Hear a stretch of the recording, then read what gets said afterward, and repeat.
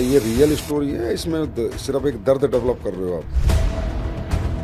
Product के result नहीं आया तो आप नहीं करते? बिल्कुल भी नहीं करते। पैसे के लिए कैसे बनोगे 10,000 करोड़ के मालिक? को लगाओ यार अब सब खत्म हो गया, अब क्या करो? ये कोई बनावटी नहीं है, ये हकीकत स्टोरी है जो मैं आपको बता रहा हूं। कोई दर्द वाली बात नहीं है। इसके लिए जमीर नहीं बेच सकते, बिल्कुल भी नहीं। इतनी बदनामी हुई मेरी, मैं कभी कभी अकेला भी कमरे में रोता था। और मैंने उस दिन ये कसम खा ली थी कि डायरेक्ट सेलिंग नहीं। ऑफिस वाले खिलाफ थे, बोलते ये उल्टा सीधा काम करता, तेरी कंप्लेंट कर देंगे।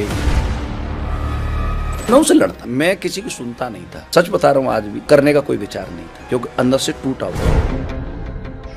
डायरेक्ट सेलिंग नहीं कर रहा था, छोड़ चुके थे। वो छूट चुकी थी, उससे मैं बहुत हताश भी हो गया था। उसके बाद ये कमिटमेंट किया? उसके बाद का कमिटमेंट। पैसे थे ही नहीं पिताजी के पास में, छप्पर डाला हुआ। जब बरसात आती थी तो हमारे पिताजी उसे पकड़ के बैठते थे कि उड़ना चाहिए, पैसा कमाना चाहिए, कहीं से भी मिले पैसा कमाना चाहता था। इसके लिए मैं कुछ भी करने के लिए तैयार।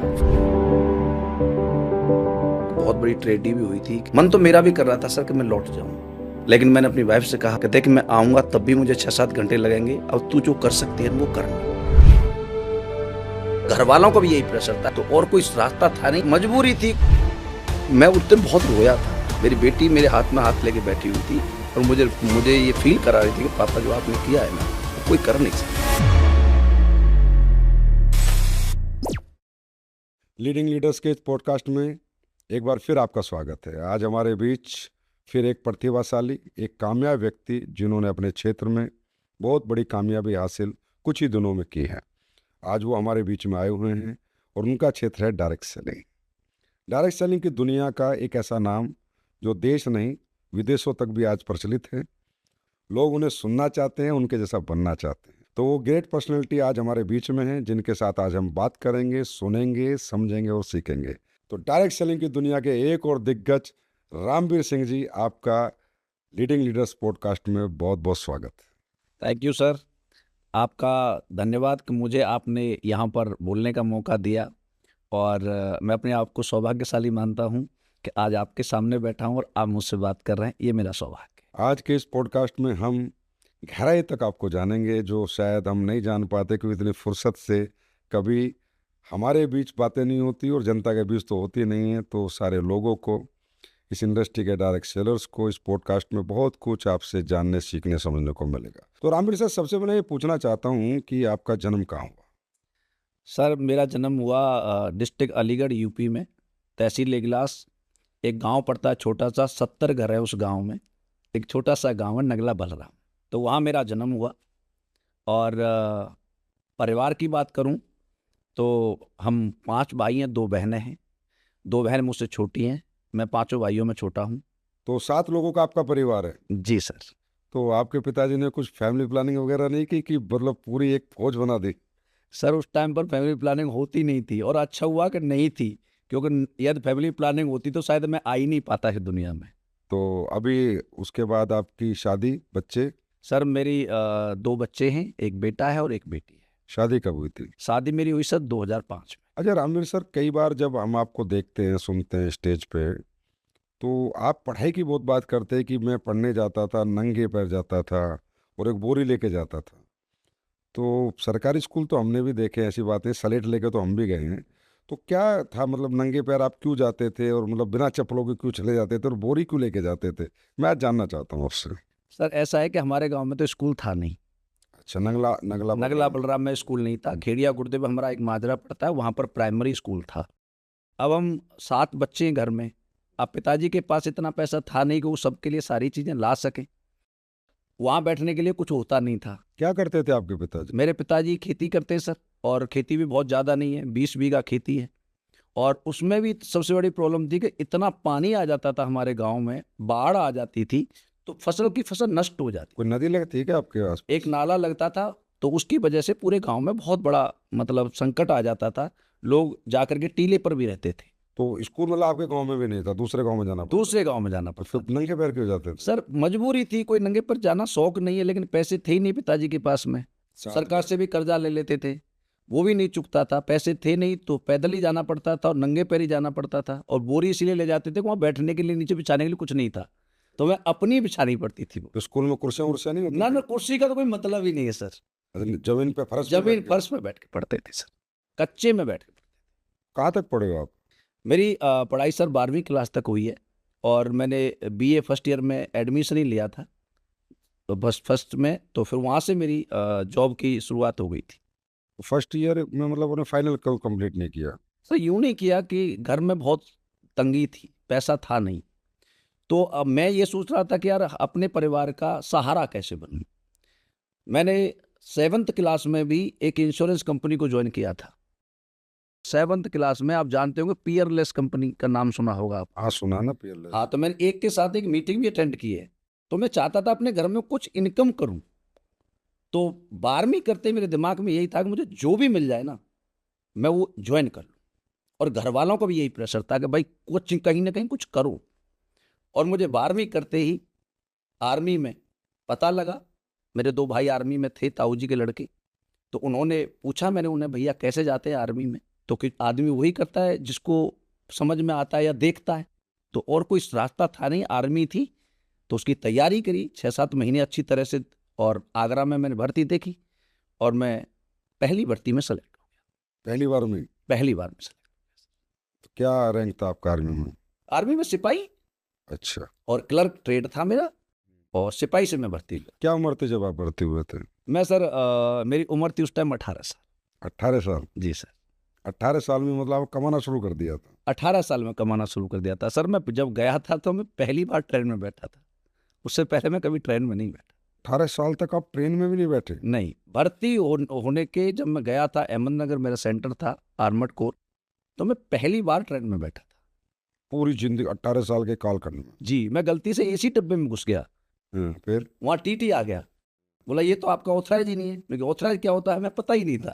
अच्छा, फिर उसने बताया कि आपको यहाँ जाना है, फिर दूसरे डब्बे में उसने बताया, फिर उसमें बैठ के मैं गया सर। 18 साल की उम्र में कमाना शुरू करना है अपने आप में एक बहुत बड़ी बात है। आजकल तो बच्चे 20-25 साल तक भी नहीं कमाना शुरू कर रहे, पर हाँ परिस्थितियाँ। अच्छा, फिर आप जैसे इतने सारे भाई बहन थे, तो जैसे आप हमेशा बताते हो, क्योंकि आपकी कुछ बातें ना जो मेरे दिमाग में हमेशा रहती है, तो मैंने कभी फुर्सत मिलेगी तो पूछूंगा। जो कच्चा मकान था, तो कच्चे मकान में 7 भाई बहन, 2 मम्मी पापा, नूनू लोग कैसे रहते थे? कितने कमरे थे, कैसे रहते थे? थोड़ा बताओ ना, मैनेज कैसे करते थे? सर बहुत मुश्किल थी, मतलब 2 कमरे थे कच्चे, और उसके सामने ना छप्पर डला हुआ था। और आपको मैं क्या बताऊं सर, ईमानदारी से बता रहा हूँ कि उसमें जब बरसात आती थी ना, तो हमारे पिताजी उसे पकड़ के बैठते थे कि उड़ ना जाए आंधी में, और बरसात में पानी टपकता था। हम 2-2 भाई सोते थे, एक चारपाई पर 2, ऐसे करके सोते थे। तो कुछ कुछ छप्पर में सोते थे और कुछ कमरे के अंदर सोते थे। छप्पर से मतलब आपने जिंदगी की, मतलब अपनी जिंदगी को छप्पर में जिया है आप? जी सर, अच्छी तरह से जिया है। नीचे एक बर्तन रखते थे जहाँ पानी टपकता था। ये सफल होने के बाद इतनी दर्द भरी कहानी तो नहीं सुना रहे आप? क्योंकि वो कहते हैं ना कि हर सफल आदमी ना एक कहानी जरूर बनाता है। जैसे कोई भी कुछ बढ़ता है, ये मेरे साथ हुआ तब मुझे ये लगा, ये मेरे साथ हुआ तब मुझे ये लगा।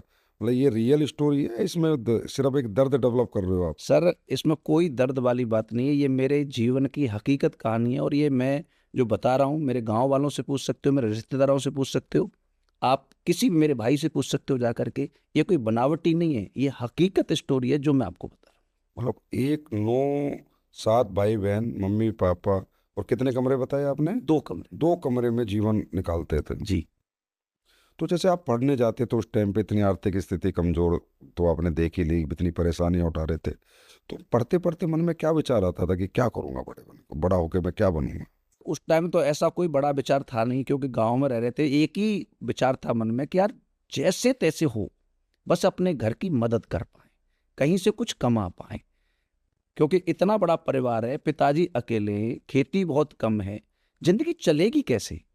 तो जैसे ही थोड़े से मैच्योर हुए तो दिन बस मन में एक ही बात आती थी कि यार इस घर का कहीं से सहारा बने। कोई स्पेसिफिक मतलब आपका ड्रीम नहीं बना? नहीं, कोई ड्रीम था ही नहीं सर, गांव में किसी का कोई ड्रीम नहीं होता।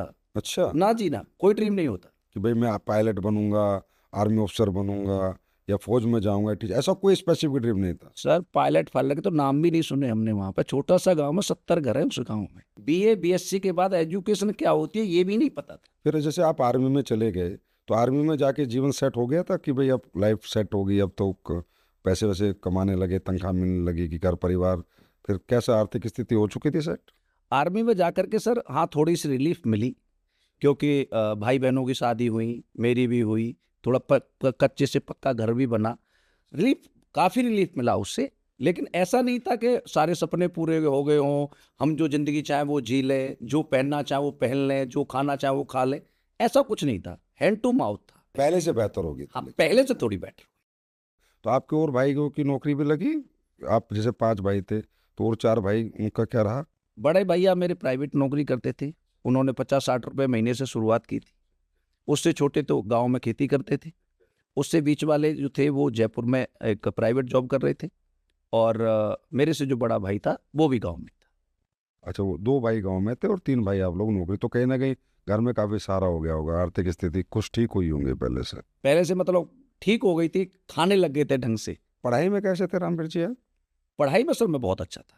8th क्लास तक मैं अपनी क्लास का टॉपर था। अब देखो, अगर आर्थिक स्थिति आपकी अच्छी होती, एक बच्चा 8वीं तक टॉपर रहा है, तो 12वीं तक भी टॉपर रह सकता था। फिर अगर वो उसे पढ़ने का मौका मिलता, बड़े विदेशों में जाने का या हिंदुस्तान के बड़े को, तो शायद टॉपर क्या बन सकता है। मतलब कहीं ना कहीं ये बात समझ में आती है कि आर्थिक स्थिति कमज़ोर हो तो आदमी को अपने आप ही कमज़ोर हो जाता है।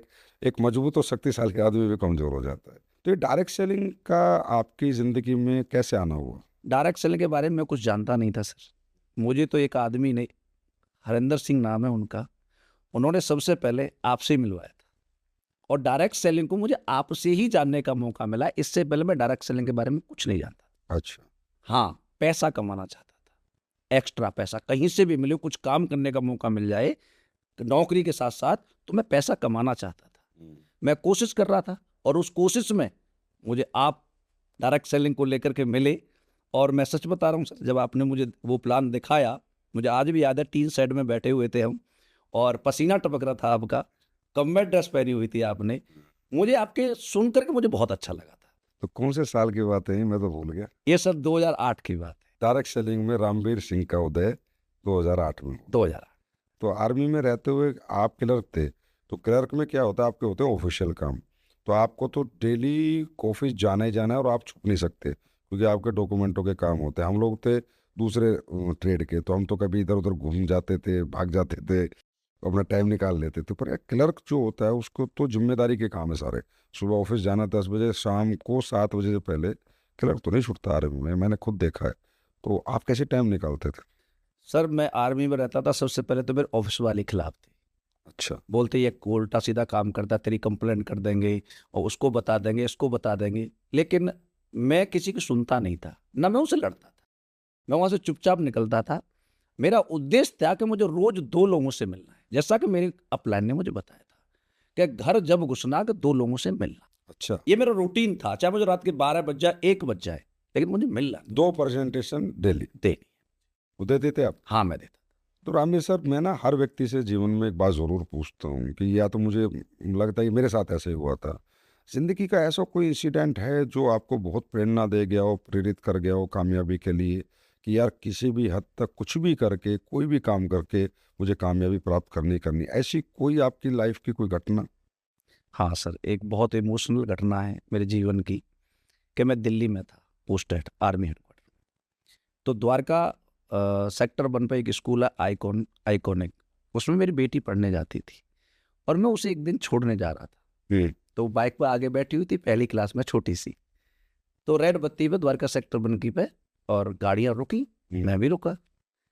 तो मेरी बेटी ने मुझसे कहा कि पापा, ये सब गाड़ियों में आते हैं, हम क्यों नहीं आते गाड़ी में?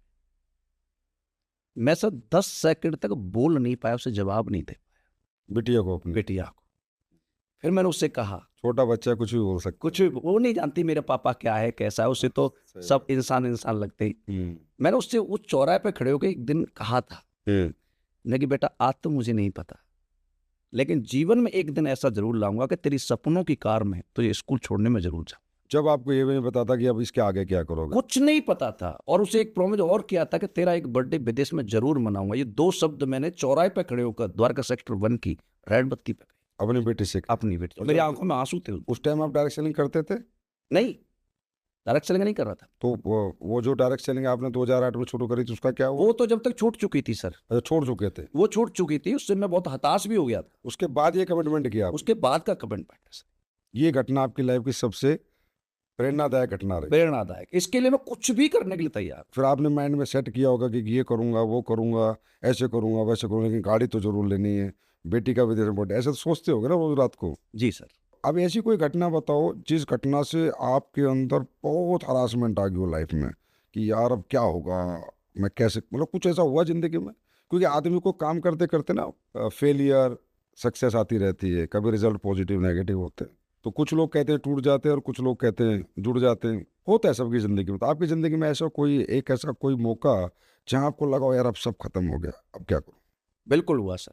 ये पिछली कंपनी में मैं काम करता था ना, वहाँ पर जो मैं प्रोडक्ट जिन लोगों को दिए तो उसमें ज़्यादातर मेरे रिश्तेदार थे। उनको मैंने जो इंश्योरेंस की पॉलिसियाँ दी थी, 3 साल उन्होंने प्रीमियम भरा, 45,000 रुपये डाले, और उनको जब विड्रॉल किया उन्होंने तो किसी को 30,000 मिले थे, 20,000 मिले थे। और इतनी बदनामी हुई मेरी कि हमारी घर में झगड़ा था बहुत तगड़ा, कि चाहे हम कुछ भी करें इस काम को नहीं करेंगे। और उस टाइम मेरी टीम टूट गई, टीमों को लोगों ने तोड़ दिया। इसके बाद में ये बार बार कॉल मेरे पास आ रहे थे रिश्तेदारों के, उनके हमें लूट लिया, हमारे पैसे खा गया। तो वो एक इतना मतलब मेरे लिए दुखदायक समय था कि मैं आपको बता नहीं सकता। और मैंने उधर ये कसम खा ली थी कि डायरेक्ट सेलिंग डायरेक्ट सेलिंग नहीं करूँगा। कितने साल डायरेक्ट सेलिंग से दूर रहे आप? मैं 3 साल डायरेक्ट सेलिंग से दूर। मतलब पुरानी कंपनी में 15 लाख कमाने के बाद 3 साल नौकरी करते रहे, नौकरी कर या कुछ और भी कर रहे थे? नहीं, कुछ नहीं किया। 3 साल के अंदर मैंने कुछ भी सिंगल पैसे का इधर से उधर कुछ नहीं किया। फिर असली पेश कैसे है आपकी लाइफ में? ये स्लीपियस तो मैं क्या बताऊं सर, वो कहता है ना परमात्मा जब कुछ अच्छा करता है तो कुछ लोगों को मिला देता है। मैं तो जयपुर में ही था और 61 कैवलरी में मेरी पोस्टिंग थी। और उस टाइम जब आपने कंपनी खोली तो मुझे इसका प्लान देखने का मौका मिला। और मैं सच बता रहा हूँ, आज भी मैं जब प्लान देखा था तो करने का कोई विचार नहीं था, क्योंकि अंदर से टूटा हुआ 3 साल से तो नेगेटिव थे आप। टूटा हुआ था सर। और मैं इस वजह से उस प्लान को देखा कि हमारे पर्सनल रिलेशन थे। अच्छा, मतलब मेरे पर्सनल रिलेशन की वजह से मेरे घर आए हाँ, आप। क्या मेरी वाइफ ने कहा था, ये पहली बार बताया आपने सच? हाँ, पर्सनल रिलेशन थे। हाँ। मेरी वाइफ ने कहा था आपको सर बुला रहे हैं, आप देख के आओ, लेकिन मना मत करना, क्योंकि हमारा घर का आना जाना है, हम एक दूसरे के परिवार से रिलेशन करते हैं। कंपनी बड़ी बननी चाहिए, ये हमें सोच के जाना है। करेंगे न करेंगे बात की बात है, आप कह के आना, करूँगा। अच्छा। जी सर। फिर? उसके बाद मैं आ गया सर, मैं तब भी काम नहीं किया। कंपनी का इनॉग्रेशन दिल्ली में आया, मैं यहाँ आया, और यहाँ आपने कुछ प्रोडक्ट सैंपल में बांटे थे और मुझे भी मिले थे। मैं उन प्रोडक्टों को लेके गया। मेरी एक साली है जिनको अस्थमा की बहुत प्रॉब्लम थी, मैंने उन्हें वो प्रोडक्ट दिया। और एक मेरी चचिया सास हैं जिनके जॉइंट पेन की प्रॉब्लम थी, उनको प्रोडक्ट दिया। अच्छा। और कोई काम नहीं किया। 1 महीने बाद उनके फ़ोन मेरे पास आए कि वो प्रोडक्ट और चाहिए। उन्होंने बोला, वो मेडिकल स्टोर पे लेके घूम रहे थे उन प्रोडक्टों को कि मिल जाए, उन्हें फ़ायदा हुआ था। अच्छा। जब उनके कॉल हमारे पास आए तो फिर हमने ये डिसाइड किया कि नहीं, ये पुण्य का काम है, अच्छा काम है, और इस काम को हमें करना चाहिए। मतलब डायरेक्ट सेलिंग के प्रति जो आप पॉजिटिव हुए, अगर मान लो प्रोडक्ट के रिजल्ट नहीं आते, फोन नहीं आते, तो आप नहीं करते? बिल्कुल भी नहीं करता, नहीं करते? बिल्कुल नहीं करता। पैसे के लिए? ना, पैसे के लिए जमीन नहीं बेच सकता सर। मतलब प्रोडक्ट के रिजल्ट अगर नहीं आते तो आप ये बिजनेस दोबारा जीवन में डायरेक्ट सेलिंग में आते? बिल्कुल भी नहीं करता सर। तो मतलब मैं ये मानूं कि थैंक्स टू अवर प्रोडक्ट, कि आप जैसा एक बड़ा लीडर, एक इतना प्रतिभाशाली व्यक्ति असली प्लस वेलनेस में आया तो प्रोडक्ट के रिजल्ट के कारण। 100% सर, प्रोडक्ट की वजह से ही मैं काम। कब शुरू किया था आपने असली प्लस में काम? रिजल्ट मेरे पास आ गया 1 जनवरी 2015 को। मैंने कॉल किया था कि सर आज से मैं बिजनेस करना स्टार्ट कर रहा हूँ, तो आपकी ब्लेसिंग थी कि बेटा स्टार्ट कर, कहीं जरूरत पड़ती है तो मुझे बता। 2 महीने मतलब आपने 9 नवंबर को आप इनॉग्रेशन में भी आए, प्रोडक्ट लेके गए, लेकिन 2 महीने सिर्फ आप प्रोडक्ट के रिजल्ट का वेट करते रहे। जी सर। तो उसके बाद तो कॉन्फिडेंस आया होगा? बहुत ज़्यादा, इतना कॉन्फिडेंस आया कि उस दिन से आज तक मुझे 10 साल काम करते हुए सिंगल सेकंड के लिए राम भी नेगेटिव नहीं हुआ। तो आप नौकरी करते थे उस टाइम पे या छोड़ चुके थे? नहीं, नौकरी कर रहा था मैं 61 कैलोरी में। 2015 में? हाँ जी। तो नौकरी करते करते आपने काम शुरू किया, तो ये बताओ क्या उसके बाद परेशानी आई, क्या दिक्कतें आई, या कोई दिक्कत नहीं आई, स्मूथ चलता रहा? मैं रियली बताऊं तो मुझे प्रॉब्लम नहीं आई, क्योंकि मेरा नेचर बहुत अच्छा है। अच्छा। मेरे जो सबसे हेड क्लर्क थे मेरे, सबसे पहले मैंने उनको पटाया। अच्छा। मेरा जो साथ सीनियर पटा लिया? सीनियर पटाया। अच्छा। मेरे साथ वाला बंदा था, मैंने उसे पटाया, भाई तू मेरा काम करना, पैसे मैं तुझे दूंगा, मुझे फ्री कर दे। अच्छा। तो ये मैंने किया।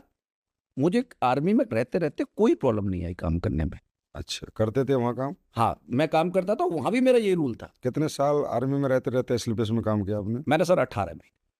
फिर 18 महीने बाद क्या सोचा? 18 महीने बाद मुझे समझ में आ गया। 18 महीने मेरी यहाँ से इनकम 18 लाख हो चुकी थी। लाख रुपए महीने पे मैं आ चुका था। और मैं आपको बताऊं सर कि एसलीपीएस का पहला चेक जो मेरा बना था ना, 25,000 का बना। पहला चेक? पहला चेक 25,000 का बना था। उससे 2 फोन लिए थे, हमारे पास फोन भी नहीं था। एक मैंने अपनी वाइफ को दिया था, एक मैंने लिया था। अच्छा, पहला चेक या पहला चेक मतलब आपकी एंट्री धमाकेदार हुई? धमाकेदार हुई थी, 10 आईडियों से हुई थी डायरेक्ट। अच्छा, फिर 18 लाख रुपए कमा के फिर आपने डिसीजन ले लिया कि छोड़ दूं नौकरी? हाँ, मैंने छोड़ दिया। और मैं आर्मी को पहले से ही छोड़ने का प्लान कर चुका था। और 18 महीने बाद मैंने आर्मी छोड़ी। क्या रैंक था जब छोड़े? हवलदार। सूबेदार क्यों नहीं बने? सूबेदार पर अनविलिंग कर दिया था सर मैंने। मतलब सूबेदार पे लिख के दे दिया? लिख के दे दिया। मैं जिस दिन पेंशन आया उसी दिन मेरा नायब सूबेदार का प्रमोशन था। अच्छा, स्टार लग जाता मतलब? हाँ जी, उसी दिन लग जाता। स्टार छोड़ दिया जी सर। क्योंकि आप सुपरस्टार बनने वाले थे, जी सर। इसलिए स्टार छोड़ दिया। तो 18 महीने बाद जैसे आप आए एकदम से, एक फौज से एकदम से नई दुनिया में आए, मतलब फौज का एक माहौल है, सिविल का एक माहौल है। पहले फौज में काम करते होते तो फौजियों को ज़्यादातर आप प्रेजेंटेशन प्रोडक्ट देते होगे, फिर आपको सिविल के अंदर आके काम खड़ा करना है, सिविलियन लोगों से मिलना है, तो उस टाइम पे स्ट्रगल नहीं हुई? हाँ, बहुत दिक्कत आई सर, क्योंकि मेरा नेटवर्क जहाँ मैं रहता था जयपुर में, वहाँ कोई नेटवर्क नहीं था। सिंगल आदमी नहीं था मेरे साथ वहाँ काम करने वाला। अच्छा। मेरी शुरुआत हुई है मनासा एमपी, मंदसौर के पास पड़ता है, नीमच डिस्ट्रिक्ट में। घनश्याम मालविया जो मेरे मित्र हैं, उनके साथ मैंने शुरुआत की थी। मैं यहाँ से जाता था, रात को 12 बजे ट्रेन होती थी और 4 बजे चित्तौड़गढ़ पहुंचती थी। 1 घंटे वहाँ मैं ठंड पे वेट करता था, अपने घर से कंबल लेके जाता था। कंबल के साथ जाते थे? जी सर। मेरे बैग में उस टाइम प्रोडक्ट ज़्यादा होते थे मेरे बैग में, और कपड़े कम होते थे, क्योंकि उस टाइम फ्रेंचाइजी नहीं थी सर। अच्छा। क्योंकि मुझे पता है कि सामने वाला मांगेगा तो मैं दूंगा क्या। कपड़े तो और खरीदे जा सकते थे, लेकिन प्रोडक्ट तो नहीं मिल सकते। जब प्रोडक्ट लेके आप जाते हाँ थे? जी, इतना भारी बैग होता था मेरा कि भाई उठाने में बहुत दिक्कत होती थी मुझे। और वहाँ से फिर मैं ट्रेन में बैठता था, स्टेशन होता था नीमच, वहाँ मोटरसाइकिल लेकर के घनश्याम जी आते थे, और 20-30 किलोमीटर उनका घर है। अब सुबह 5 बजे मोटरसाइकिल पर सर्दी में जब बैठ के जाता था ना, तो क्या क्या ठंडा होता था ये मुझे ही पता है। तो उस टाइम एक बार नहीं, हर सैटरडे संडे की ये कहानी होती थी मेरी वहाँ जाने की। और गांव में मैंने सेमिनार किए। गांव में लोग कहते हैं शहरों में सेमिनार होती है, मैंने मनासा के अंदर सेमिनार किए। पहला प्लान सर मैंने दिया है, लोगों को इनविटेशन मैंने किया है, फॉलोअप मैंने किया है, ट्रेनिंग मैंने ली है, प्रोजेक्टर मैंने लगाया, बैनर मैंने लगाए, गेस्ट भी मैं ही लाता था और चीफ गेस्ट ही मैं ही होता था। अच्छा। क्योंकि सपने मेरे थे, मेरा घर मुझे बदलना था, मेरे माँ बाप को सही रखना था, बहन भाइयों को सही रखना था, खुद को बदलना था। इसलिए मैं कभी भी सोचता ही नहीं था कि कोई और आए। शुरू के दिनों में कितने घंटे काम करते थे आप रोज? सर मैं तो आपको क्या बताऊं, 24 घंटे करता, सपने में भी असली पे सर। प्रैक्टिकली कितने घंटे? सोने को कितना टाइम मिलता था? सोने को वही सर 5-6 घंटे। जो 5-6 घंटे, बाकी 18-19 घंटे काम। तो थकते नहीं थे? हाँ, बहुत थकता था, लेकिन घर को देखते थे, परिवार को देखते थे, तो मन करता था कि बड़ी मुश्किल से मौका मिला पैसे कमाने का, थकना नहीं है। अच्छा, कामयाब होने के बाद जब हम ऐसी स्टोरी शेयर करते हैं लोगों से, ये स्वीट मेमोरीज, मैं अपनी भाषा में कहता हूँ, पेनफुल स्टोरी जितनी होती है इंसान की कामयाबी में शुरू में, लेकिन जब वो कामयाब हो जाता है तो स्वीट मेमोरी, बड़ा मज़ा नहीं आता होगा? बच्चों को भी बताते होगे, भाई तुम्हारे पापा ऐसे यहाँ तक नहीं पहुँचा, तुम्हारे पापा ऐसे ट्रेन में जाता था, स्टेशन में पड़ा रहता था, बच्चे भी सुनते होंगे? सर बहुत सुनते और बहुत इमोशनल भी होते, और उस बात को जानते भी हैं और मुझसे कहते भी हैं। जब भी मेरी बेटी ने स्कूल में अपने में कभी उसे स्टोरी लिखने के लिए बोला गया ना, तो आज तक सबसे इंस्पिरेशन कौन है आपकी लाइफ में, उसने मेरे ऊपर स्टोरी लिखी हमेशा। रामवीर जी, सबसे बड़ी अचीवमेंट है आपकी लाइफ की कि अगर आपके बच्चे आपको अपना आइडल मान लें, आपके बच्चे अगर आपसे इंस्पायर हो, इस दुनिया में इससे बड़ी कोई अचीवमेंट नहीं होती। अच्छा रामवीर जी, एक बात कहते हैं कि जो घर छोड़ते हैं वो रिकॉर्ड तोड़ते हैं, भाई जो घर से बाहर रहते हैं वही बड़े बनते हैं। हर बड़ा सेलिब्रिटी, हर बड़ा अभिनेता, हर बड़ा क्रिकेटर आज यहाँ खेल। आप ये बताओ कि आप घर से कंटिन्यू लगातार कितने दिनों तक बाहर रहे हो? कोई ऐसा रिकॉर्ड आपके नाम? सर कम से कम जब मुझे याद है, एक बार जब आपने मुझसे कहा था, जब मुझे गाड़ी की चाबी दी थी, कि बेटा घर में जब घुसना, जब इस गाड़ी की कीमत तेरे अकाउंट में है। कौन मैं सी गाड़ी? उस टाइम सर ऑडी Q3 पहली गाड़ी ली थी। कौन से रैंक पे ली थी? ये सर मैं डायमंड बनने वाला था, अच्छा, डायमंड बने भी नहीं थे? नहीं बना नहीं था, Good. तब ली थी। और आपने मुझसे कहा था कि बेटा घर में जब घुसना, कि जब इसका पैसा तेरे अकाउंट में आ जाए। वो 6 महीने जो मैंने किए थे ना, मुझे नहीं पता रात कब थी और दिन कब था, मैं कब घर आया कब नहीं आया, मुझे नहीं पता। 6 महीने के अंदर मैंने अगला रैंक अचीव कर दिया था ब्लू डायमंड। डायमंड से ब्लू डायमंड की आपकी रेस 6 महीने में 6 महीने में है, आप रिकॉर्ड खोल के देख सकते रोडी Q3 मार्केट में हो, मार्केट में। मतलब 180 दिन। तो 180 दिन आप घर से बाहर रहे, तो जैसे बच्चे हैं, वाइफ है, उन्हें परेशानी महसूस नहीं हुई कि भाई आप इतना घर से बाहर रहते हो तो हमारी देख रेख कौन करेगा, हमारे काम करेगा कौन, हमारे लिए मतलब बहुत सी घर में ज़रूरतें होती हैं जो एक पति या एक पिता ही पूरी कर पाता है, तो वो कैसे मैनेज किया फिर आपने? सर मेरी वाइफ बहुत सपोर्टेड है इस बिजनेस के लिए, वो बहुत जानती है इस बात को, बच्चों को याद आती है, मुझे भी आती थी। एक मैं हादसा बताता हूँ कि मेरा बच्चा खेलते खेलते और एक बच्चे ने धक्का दे दिया और उसका इस सर फट गया बहुत ज़्यादा, वाइफ बेहोश हो गई, इतना ब्लड निकल रहा था लड़के के सर से, आपके बेटे के? मेरे बेटे के। और सामने वाले जो पड़ोसी थे हमारे शर्मा जी, उनके बेटा डॉक्टर था, बेटी डॉक्टर थी, वो उठा करके हॉस्पिटल लेके गए। मुझे उसने कॉल किया, मैं उस टाइम नीमच ट्रेन से उतरा था, मुझे कॉल किया कि हार्दिक ऐसे ऐसे हो चुका है और कितना ब्लड निकला मैं देख नहीं सकती। और उस टाइम 250 लोगों की सेमिनार थी वहाँ पर। मन तो मेरा भी कर रहा था सर कि मैं लौट जाऊँ, लेकिन मैंने अपनी वाइफ से कहा कि देख मैं आऊँगा तब भी मुझे 6-7 घंटे लगेंगे, अब तू जो कर सकती है वो करना। उसने कहा आप करके आओ सेमिनार, मैं उसे संभालूँ। वाह। और मैं सेमिनार करके आया सर, मैंने अपना आज तक का कमिटमेंट कभी तोड़ा नहीं मैंने। मतलब आपकी वाइफ का भी सपोर्ट फुल है आपको? बहुत ज़्यादा है सर। परिवार का फुल सपोर्ट? जी सर। तो रामवीर सर, आपकी एक और प्रतिभा है कि आप बहुत अच्छी कविताएं लिखते भी हो, गाते भी हो, और आपके रियली मैं कहूँ तो सरस्वती का वास है, और बड़ी प्यारी आपकी आवाज़ है, पूरे लोग झूम जाते हैं, हजारों लाखों जितने आपके सामने बैठे हो। तो ये कैसे, आप कवि कैसे बने? सर मुझे गाने का शौक बचपन से ही था। अच्छा। मेरे ताऊजी जो थे वो मुझे छोटा सा था तो गांव में जो आग सेकते ना वहीं खड़ा कर देते थे और मुझसे कुछ गवाते थे। मैं प्राइमरी से लेकर 12th क्लास तक हमेशा 26 जनवरी और 15 अगस्त पर प्राइज विनर रहा किस चीज़ में? गाने में? गाने में। अच्छा। और मेरे भैया थे वो मुझे गाना किसी गाने की तर्ज पर लिख के देते थे, देशभक्ति के गाने। तो वहाँ से मुझे लिखने की प्रेरणा मिली। एक बार भैया थे नहीं और मुझे गाना गाना था तो मैंने अपने आप लिखा और वहाँ से मुझे शौक लगा लिखने का। और आर्मी में था तो आर्मी में गाने का मौका मिल ही जाता है, बड़े खाने वगैरह होते हैं, मंदिर परेड होती है तो खूब भजन गाए। तो रामवीर सर, फिर आज एक कविता तो सुनाई दो। बिल्कुल सर। और मेरी जो कविताएं सर मैं रियली जो लिखता हूँ वो मेरे प्रोफेशन के हिसाब से लिखता हूँ, कोई भड़काऊ नहीं, हमारे लोगों को उससे प्रेरणा मिले, ऐसी एक प्रेरणादायक कविता मैं आपको सुनाना चाहूँगा। तेरी खुद से लड़ाई है और खुद ही को खुद जिताना है, वाह। गरीबों की भी किस्मत में अमीरी का खजाना है। वाह। तुझे जो बोलते हैं सब कि तू कुछ कर नहीं सकता, वाह। वाह।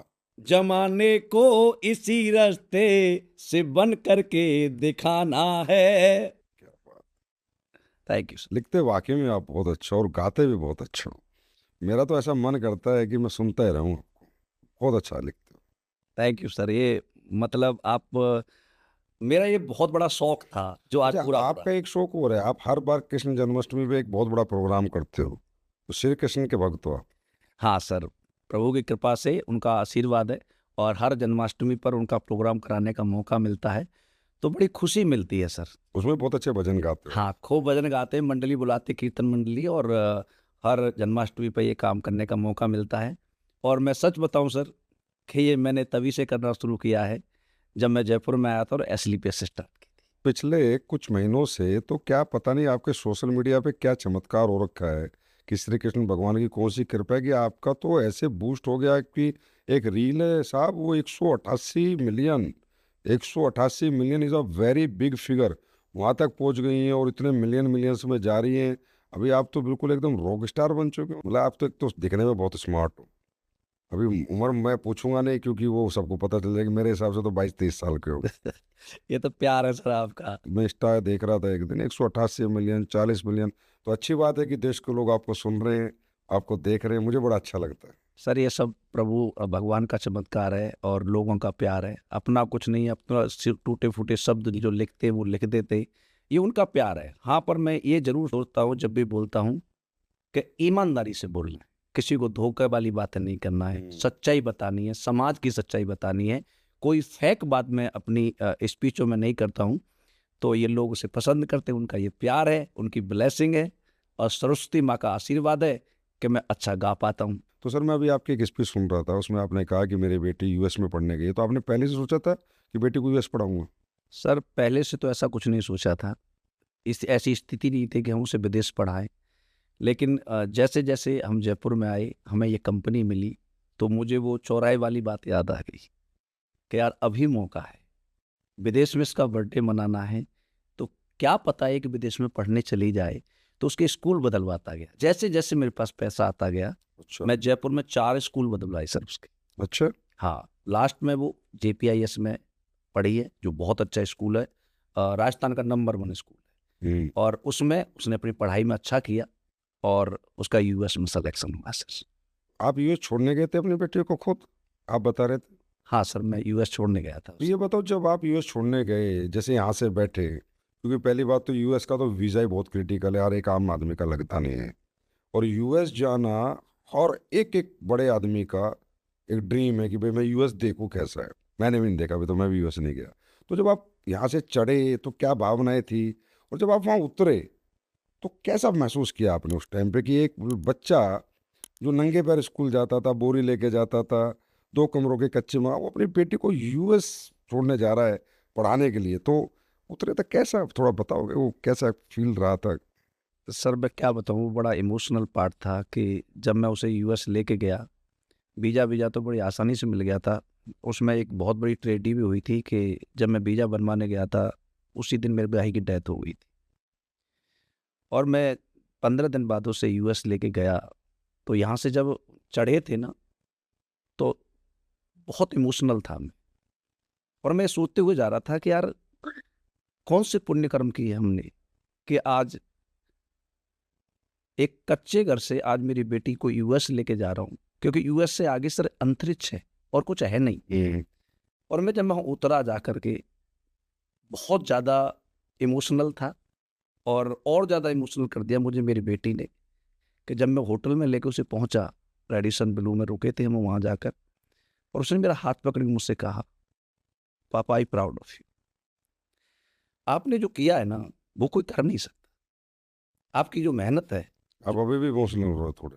मैं उस दिन बहुत रोया था। मेरी बेटी मेरे हाथ में हाथ लेके बैठी हुई थी और मुझे ये फील करा रही थी कि पापा जो आपने किया है ना, वो कोई कर नहीं सकता। मतलब वो मेरे जो 8 दिन थे ना वहाँ, वो इतने भावुक पल थे कि मैं मतलब अपने आप को रोक नहीं पाता था।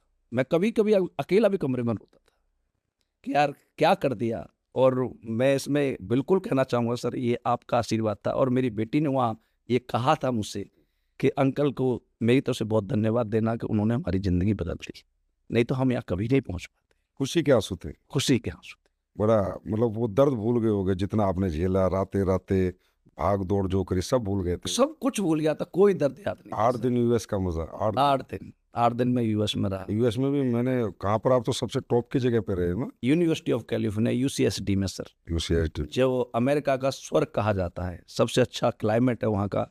जितने भी रिटायर्ड अमेरिकन होते हैं वो सब वहीं रहते हैं। आज आप अपनी बेटी की तरफ से पूरे निश्चिंत हो गए कि बस अब वो तो कुछ, क्योंकि यूएस में बच्चा पढ़ने गया वो कुछ ना कुछ बड़ा ही बनेगा, तो वहाँ से तो एकदम मेंटली फ्री हो गए हैं। हाँ, बेटे की तरफ से तरफ फ्री हो गया हूँ बिल्कुल, और वो भी बहुत खुश है। मेहनत रंग तो लाती है रामवीर जी, इसमें कोई बिल्कुल शक आती है नहीं। सर। एक सच्चे मन से मेहनत की जाए, एक सच्चे प्लेटफॉर्म पर मेहनत की जाए, और ईमानदारी, वफादारी और जिम्मेदारी उस मेहनत में हो, तो रंग जरूर। मुझे तो अच्छा ये लगा कि एक डायरेक्ट सेलर की बेटी यूएस पढ़ने गई है। बस मैं तो इससे बहुत इंस्पायर हूँ कि डायरेक्ट सेलर, जिस डायरेक्ट सेलिंग के प्रति वो परसेप्शन ही नहीं है, और वो परसेप्शन आप लोगों ने क्रिएट किया, ये बड़ी बात है।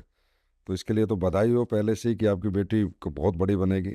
ये हमारी शुभकामनाएं हैं उसके लिए। Thank you sir. सो पर ये बहुत बड़ी अचीवमेंट थी आपके लिए, बहुत बड़ी अचीवमेंट थी। अच्छा ये बताइए, जो पुरानी कंपनी थी आपकी और नई कंपनी, इनमें दोनों में क्या फ़र्क आपने देखा, कि क्या फ़र्क है कि वहाँ आपने मतलब छोड़ ही दिया था, नेगेटिव हो गए थे, और यहाँ क्या फ़र्क, क्या अच्छा लगा आपको? फर्क बहुत है सर।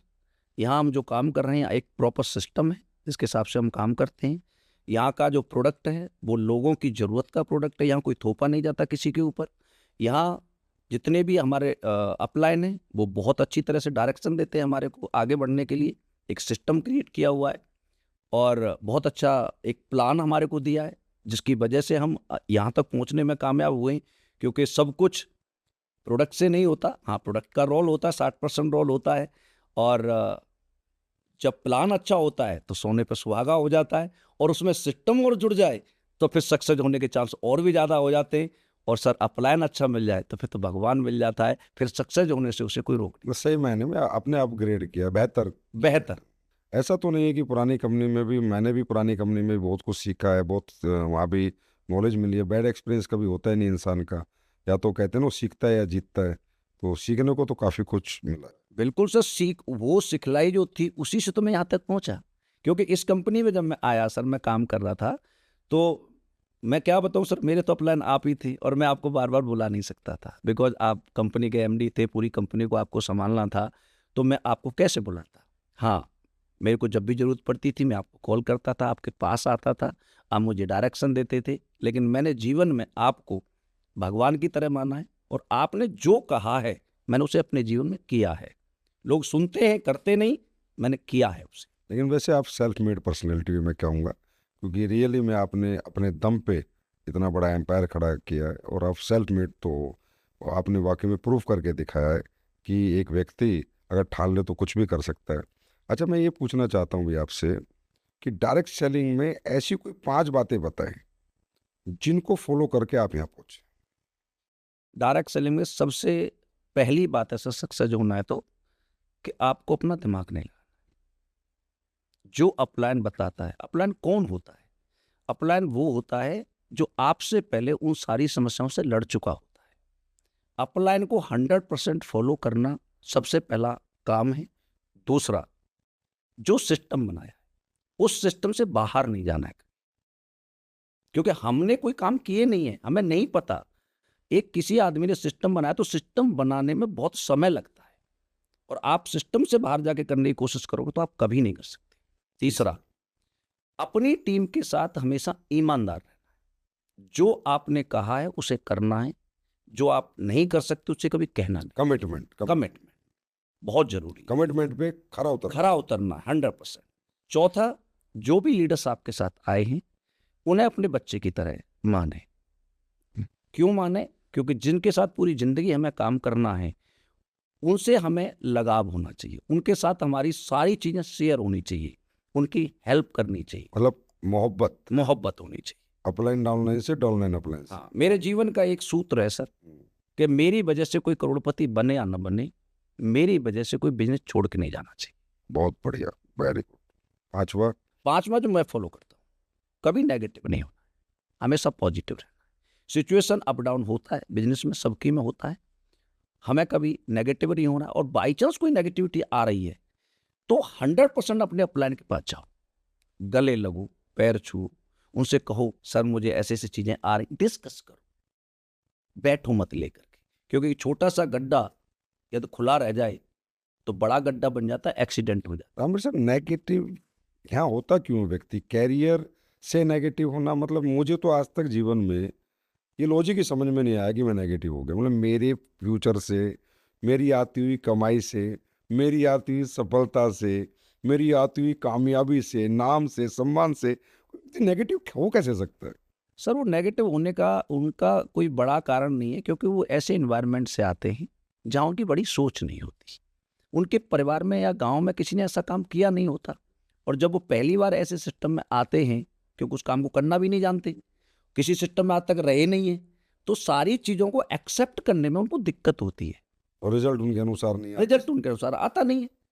तो नेचुरल होता है कि सर जब ये सारी चीज़ें उसके साथ होंगी तो वो नेगेटिव होता है। लेकिन जो कैरियर को जानता है, जो समझ चुका है, वो कभी नेगेटिव नहीं होता। और सारे लोग नेगेटिव नहीं होते, कुछ लोग होते हैं। सर आपके हिसाब से एक डायरेक्ट सेलर को 30 दिन में कितने दिन घर से बाहर रहना चाहिए या काम करना चाहिए? 30 दिन में, और कितने घंटे रोज काम करना चाहिए? देखो सर, मार्केट के हिसाब से देखा जाए तो कोई नौकरी करता है तो 26 दिन काम करता है, 4 दिन की छुट्टी होती है।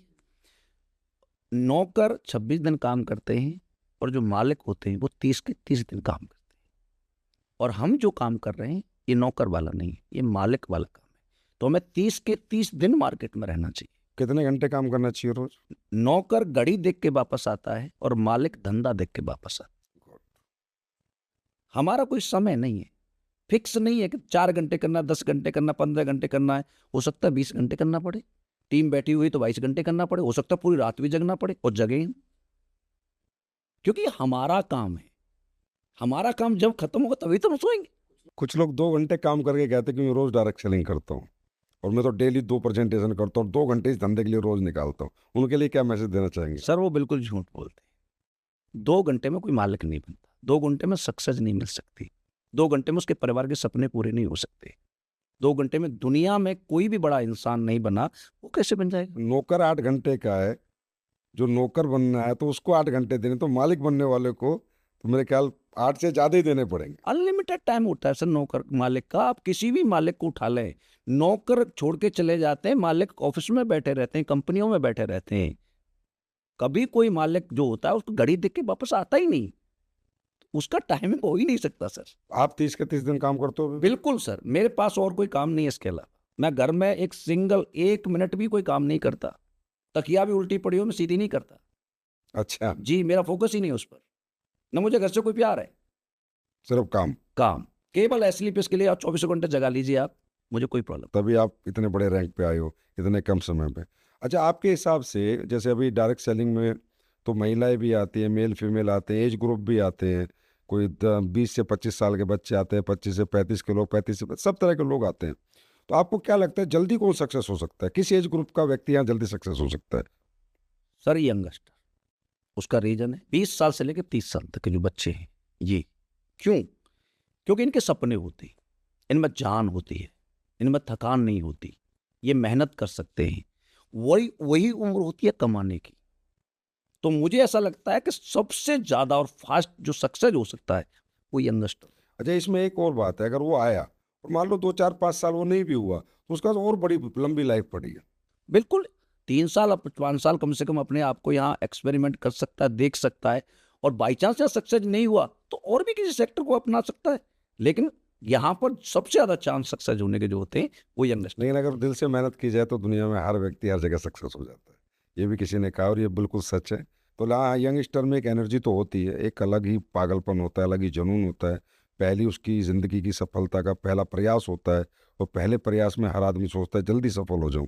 वैसे ये देखो जाए तो सफलता का मज़ा भी यंगस्टर ही ले रहे हैं। आज मैं देखता हूँ 25 साल का व्यक्ति ओडी मर्जी, 27 साल वाले हमारे कुछ लीडर हैं 27 साल वाले जो आज कई कई करोड़ कमा चुके हैं। तो ऐसे यंगस्टर जब इतने करोड़ों रुपए कमाते हैं तो उनके माँ बाप भी बहुत खुश होते हैं और उनके माँ बाप भी बहुत उत्साहित होते हैं उन्हें, और बड़ा प्यार करते हैं कि मेरे बच्चे ने इतनी कम उम्र में इतनी तरक्की हासिल की। बिल्कुल बिल्कुल, बड़ी खुशियां आती हैं जी जी जी। और एक अच्छी लंबी जिंदगी स्वर्ग जैसी जीने को मिलती है। अच्छा रामवी सर, आप ना सिस्टम पे बड़ा जोर डालते हो कि सिस्टम के साथ रहो, सिस्टम आपको लेके चला जाएगा, सिस्टम से बाहर मत जाओ। तो वो इतना सिस्टम पे आप जोर क्यों डालते हो? सर हम किसी को बड़ा नहीं बना सकते, सिस्टम ही इंसान को बड़ा बनाता है। दुनिया का कोई व्यक्ति ये कहे कि मैं बड़ा बना दूंगा तो वो झूठ बोल रहा है। सिस्टम का मैं एक एग्जांपल देना चाहूंगा सर। मान लो एयर इंडस्ट्री है, उसका सिस्टम देखिए आप। सिस्टम में आदमी होता है तो कैसे, मतलब रिश्तेदार की तरह खातर होती है। आपको यहाँ से 2500 किलोमीटर दूर जाना है। आज वो जमाना नहीं है कि बैलगाड़ी से जाना, 2 घंटे में आप 2500 किलोमीटर जा सकते हैं। लेकिन कब जाओगे? जब उस सिस्टम को अडॉप्ट करोगे। वो बोलता है पहले टिकट लो, आपने ले ली टिकट, उस पर लिखा रहता है आपको 1.5 घंटे पहले पहुंचना है। आप 1.5 घंटे पहले पहुंचेंगे, आप दिखाएंगे, कोई मना नहीं करता। अंदर जाएंगे, काउंटर पर जाओ लगेज के लिए, वहां कोई लड़की होगी, वो आपका सामान लेते, मना नहीं करती। आपको बताया जाता है इस गेट से ये फ्लाइट आपकी जाएगी। गेट पे पहुंच जाते हैं आप। सही बात है। बाहर निकलती बस लगी है, मतलब 200 मीटर भी आपको पैदल नहीं ले जाते, वो आपको बस में ले जाएंगे। और जब आप जहाज में चढ़ते हैं वहां एक एयर होस्टेस मिलती है, गुड मॉर्निंग सर, नमस्ते करती है और बैठा देती है। आप अपना दिमाग ना लगाना, सिस्टम के हिसाब से बैठ जाना, बेल्ट लगा लेना, वो जो बोलती है अगले 2 घंटे में 2500 किलोमीटर तक सीना पहुंचा। जहाँ जाना चाहते तो वहां पहुंच जाओ। ये है ताकत सिस्टम।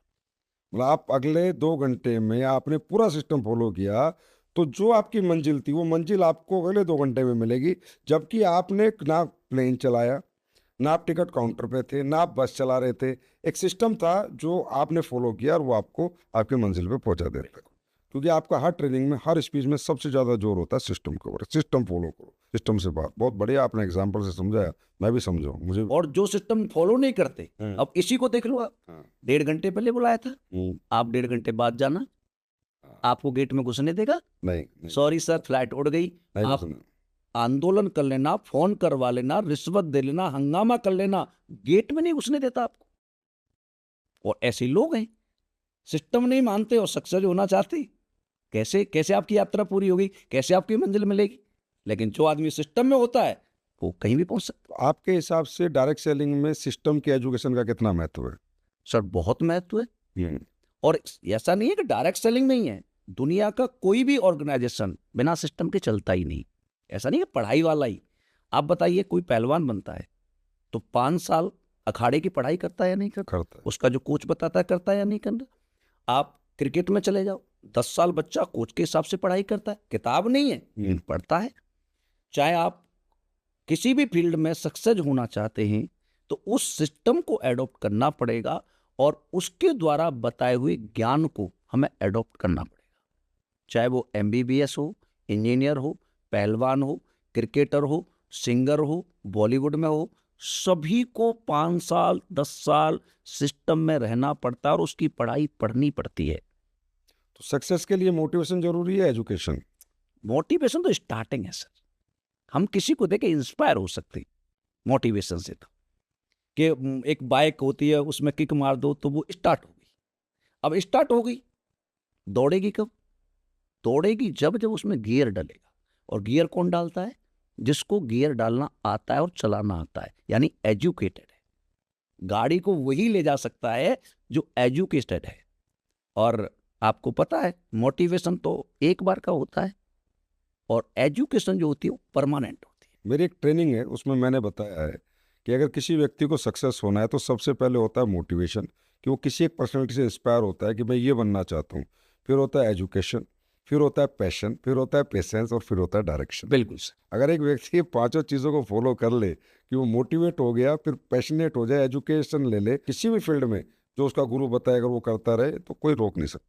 सर टेम्परेरी मोटिवेशन को परमानेंट मोटिवेशन में एजुकेशन ही कन्वर्ट करती है और कोई रास्ता ही नहीं है दुनिया। क्योंकि रिजल्ट आता है, उसे पता लगता है मैं करना कैसे है।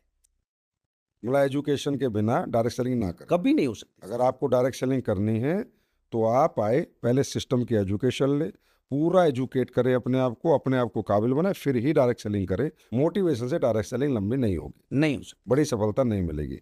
एजुकेशन ही बड़ी सफलता का राज है। या आप जैसे बड़े अचीवर का मानना है। जी सर। अच्छा, तो आपके अनुसार एक डायरेक्ट सेलर को कितना समय लगेगा सक्सेस होने में? सर देखो, कम से कम हम जो काम करने आ रहे हैं ये कोई झाड़ी वाला काम नहीं है, महीने वाला काम नहीं है। इसमें सक्सेस होने के लिए कम से कम 5 साल हमें देने पड़ेंगे।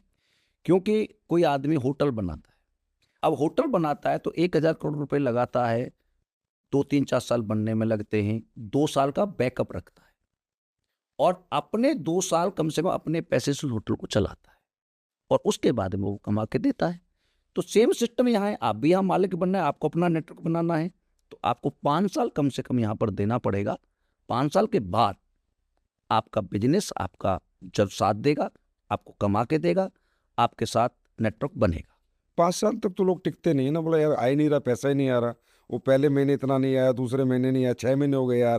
बोला 6 महीने में 60,000 आए, वो भी ट्रेनिंग मीटिंग में घुस गए या कोई इधर उधर जाने में चले गए। साल में लाख आए यार, वो तो सारे खत्म हो गए। तो लोग तो एक कैलकुलेशन लगाते ना, यार मैं 1 साल से कुछ नहीं कमाया, 2 साल से कुछ नहीं कमाया, मेरा घर कैसे चलेगा, मेरा परिवार कैसे चलेगा, इस धंधे में तो मजा नहीं। यार आप कह रहे हो 5 साल टिको, बिना मतलब 5 साल आदमी कैसे टिकेगा ये बताओ? सर देखो, ऐसा है कि मैं जब बिजनेस में आया था ना, मैं 2 लाख रुपए 2 रुपए सैकड़े की ब्याज पर लेके आया था। क्योंकि मुझे पता है ये बिजनेस मुझे आज पैसा नहीं देगा। मेरे रहने का, खाने का, जाने का, आने का खर्चा पहले दिन तो नहीं आ सकता। पहले दिन तो लोग मेरे साथ नहीं आ जाएंगे। सही बात। पहले तो मैं एजुकेट ही नहीं हूँ तो मेरे साथ जुड़ेगा कौन? पहले मुझे अपने आप को एजुकेट करना तो पैसा लगेगा। भाई ट्रेनिंग में जाऊंगा तो पैसा लगेगा। मुझे लैपटॉप लेना तो पैसा लगेगा, मोटरसाइकिल लेनी है तो पैसा लगेगा, थोड़े से कपड़े भी पहनने पड़ेंगे तो पैसा। अब ये मुझे कंपनी थोड़ी ना देगी। मैं खुद बता रहा हूँ कि सर 9वें लेवल तक, स्टार सफायर बनने तक मैंने अपनी बीवी को एक रिंग नहीं बनवा के दी। अच्छा। जी सर, पूरा पैसा मैंने अपने बिजनेस में लगाया, क्योंकि मैं जानता हूं कि आने वाले समय में इतना पैसा आएगा कि बीवी जो मन करे वो खरीद सकती है, लेकिन अभी जरूरत नहीं है। मुझे अपने बिजनेस को डेवलप करना है, और हर व्यक्ति करता है। कोई भी दुकानदार अपने बिजनेस दुकान खोलता है, 5 लाख रुपए लगाता है, तो जो प्रॉफिट आता है उसे घर में नहीं लगाता, दुकान में लगाता है। कर्जा लेके लगाते लोग, वो सोचते हैं कि भाई 1 हफ्ते में आ जाए, 2 हफ्ते में आ जाए, महीने में आ जाए, 2 महीने में आ जाए, नहीं आएगा। इसीलिए ज्यादातर लोग छोड़ देते हैं, क्योंकि बिजनेस को समझते नहीं है वो। वैसे बिजनेस का प्रिंसिपल ये कहता है कि एक आदमी 10 करोड़ का रेस्टोरेंट खोलता है, क्लब खोलता है, शोरूम खोलता है, तो कम से कम 1 साल का बैकअप रखता है कि उसकी बिजली का खर्चा, नौकरों का खर्चा, क्योंकि अभी तो खुला है, अभी ये वायरल होगा, इसकी मार्केटिंग होगी, दुनिया को दिखाया जाएगा, एडवर्टाइजमेंट होगा, लोग इसे समझेंगे, जानेंगे, प्रोडक्ट लेंगे, यूज़ करेंगे, सर्विस लेंगे, कन्विंस होंगे, फिर बार बार आएंगे। तो वैसे सही बात यह है कि व्यापार का प्रिंसिपल ये बोलता है कि जब भी आप किसी व्यापार में आते हो तो दिमाग में एक बैकअप फंड लेके आओ कि इतने महीने का खर्चा मेरी जेब में है, इतने महीने कुछ नहीं आया ना तो भी मैं यहाँ सर्वाइव करूँगा, तो 100% आप कहीं ना कहीं सफल होगे। मैं भी इस बात से आपकी कन्विंस हूँ, और मेरा भी बिजनेस करने का स्टाइल है कि मैं कोई भी बिजनेस करता हूँ तो ये सोच लेता हूँ भाई पहले 3 साल तक इस बिजनेस से क्या कमाया नहीं देखना, और 3 साल तक बिजनेस नहीं रुकना चाहिए, दुकान खुलनी चाहिए चाहे ग्राहक एक बिना आए। ऐसे ही सर मैंने बिजनेस किया, मैंने कभी बिजनेस में 1 रुपए का किसी से कोई मदद नहीं ली। जो भी किया है मैं जानता हूं कि ये मेरा बिजनेस है और मुझे करना है, तो जहां भी पैसा खर्च किया है मैंने किया है, क्योंकि मैं जानता हूं आगे बिजनेस मेरा साथ देगा। सर डायरेक्ट सेलिंग में किस चीज़ के मायने आपके हिसाब से, प्रोडक्ट के या प्लान के? सर प्रोडक्ट की 70 से 80% प्रोडक्ट का मान, क्योंकि प्रोडक्ट किसी भी कंपनी का ना रीढ़ की हड्डी होती है। प्रोडक्ट ठीक है तो कस्टमर बार बार आएगा, प्रोडक्ट ठीक है तो लोग आपसे कन्विंस होंगे, प्रोडक्ट अच्छा है तो बार बार लोग आपके पास आएंगे। हाँ, प्लान की भी जरूरत है। अच्छा प्लान ना हो, प्रोडक्ट बहुत अच्छे, तो काम कौन करेगा? उनको पैसा नहीं आएगा तो कैसे काम करेंगे? प्रोडक्ट के भी मायने हैं, और एजुकेशन का बहुत मायना है इसमें, अपलाइन का बहुत मायना है। तो ये सारी चीज़ें सब कुछ मिल करके एक अच्छी कंपनी बनती है। तो सर आप ये बताओ, ये जो प्रोडक्ट की आड़ में जो डायरेक्ट सेलिंग प्रोडक्ट का एक मुखौटा बना के उसके पीछे प्लान, ये मिलेगा, ये अचीवमेंट, और प्रोडक्ट के नाम पे कुछ भी नहीं, प्रोडक्ट बिल्कुल नॉन क्वालिटी प्रोडक्ट, तो ऐसे लोगों के लिए क्या कहना चाहेंगे? देखो सर, जाकी रही भावना जैसी, प्रभु मूरत देखी तिन तैसी। जो इंसान अंदर से गंदा होगा वो हमेशा गंदे ही काम करेगा, और ये चीज़ें कुछ ही दिन चलती हैं। आप सोचिए 1996 से डायरेक्ट सेलिंग इंडिया में चल रही है। आज 4-5 कंपनियां हैं जो टॉप पर हैं, जो प्रोडक्ट बेस्ड इथिकल काम करती हैं। बाकी कितनी कंपनियों को रजिस्ट्रेशन हुआ, कितनी खत्म हो गई, रातों रात खत्म हो जाती है, रातों रात लोग भाग जाते हैं। तो ये लोगों का समाज में डायरेक्ट सेलिंग के प्रति नेगेटिविटी फैलाने का काम है। इनको ये नहीं करना चाहिए, और ये समझना चाहिए कि एक बहुत अच्छा पवित्र धंधा है, इससे करोड़ों लोगों की जिंदगी बन सकती है, कुछ अच्छा कर सकते हैं। अच्छे प्रोडक्ट देने चाहिए लोगों को। बिल्कुल देनी चाहिए। वैसे तो मैं तो ये कहता हूँ आजकल भाई फ़ोन भी स्मार्ट है और आदमी भी स्मार्ट है, अब दोनों स्मार्ट है। अब ये दुकानें ज़्यादा दिन नहीं चलेंगी, चाहे वो मेरी क्यों ना हो, प्रोडक्ट अच्छे बनाने पड़ेंगे, क्वालिटी प्रोडक्ट देने पड़ेंगे, 100% लोगों को कन्विंस करना पड़ेगा, और कस्टमर सेटिस्फेक्शन हमारे को खड़ा रखना पड़ेगा, तभी लोग हमारे साथ बने रहेंगे, जुड़े रहेंगे और आगे मेहनत करते रहेंगे। बिल्कुल सर, आज बंदा और फोन दोनों ही स्मार्ट है, वो सब जानते हैं, सब चेक करते हैं। सर एक डायरेक्ट सेलर को क्या अपने प्रोडक्ट का यूज़र होना ज़रूरी है? 100% होना चाहिए सर, क्योंकि प्रोडक्ट खुद यूज नहीं करेगा तो सामने वाले को उसकी क्वालिटी कैसे बताएगा? पहले इस्तेमाल करें फिर विश्वास करें।